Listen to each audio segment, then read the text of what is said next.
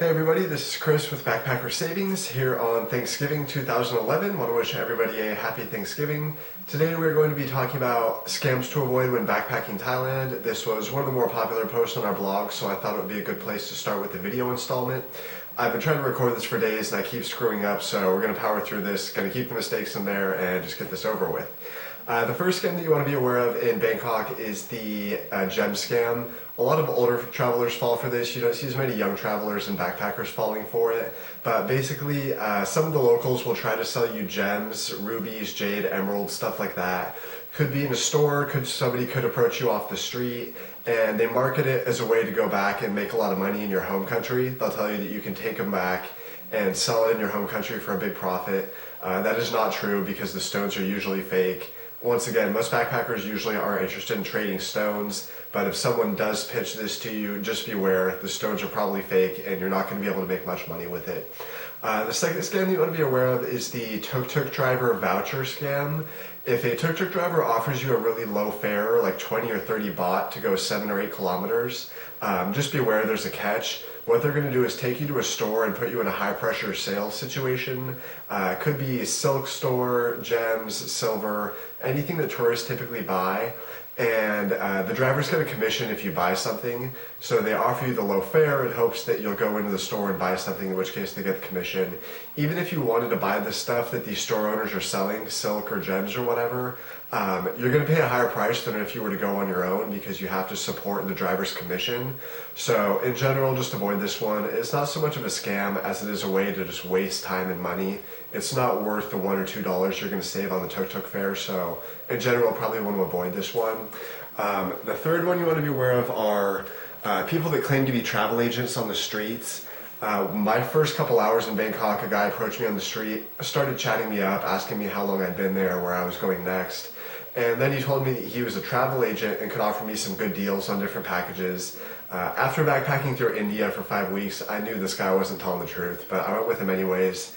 And as I expected, he took me to a travel agency and waited outside the whole time. He was not employed by them.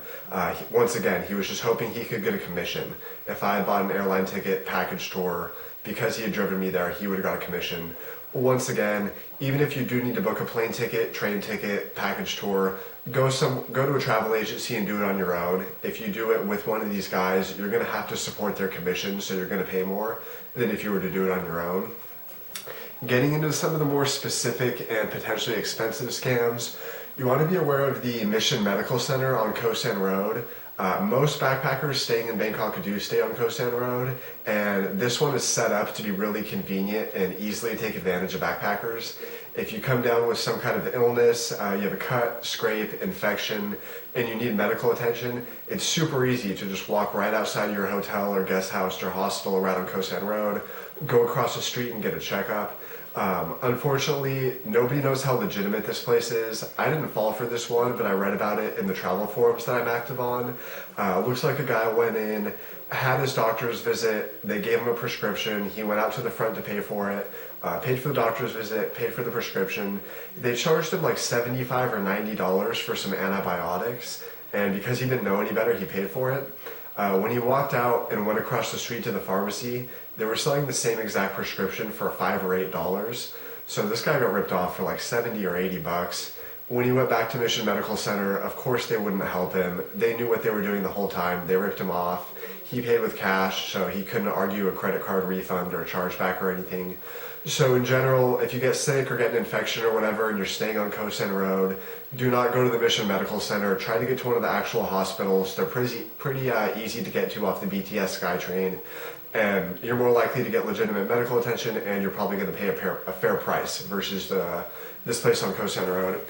The last one is also related to Koh San Road. The taxi drivers on Koh San Road know that most backpackers are probably on their first trip through Bangkok and that they don't know how much it costs to get across the city and whatnot, and they really take advantage of people. I walked out of a bar at about 6 a.m. after we'd been partying one night, went down, needed to get a taxi back to my hotel, which was about 7.5 kilometers away. The guy wanted 250 baht, which I knew was just way too much. So I walked off Koh San Road, flagged a taxi off the street, had him use the meter, and only paid 75 baht. gave them a nice tip because I knew that I'd gotten a fair price and just avoided a scam. And this doesn't apply only when you're partying and coming out of the bars. It could be morning, afternoon, or night. The guys who hang out on Koh Santa Road are aiming to take advantage of backpackers who don't know any better.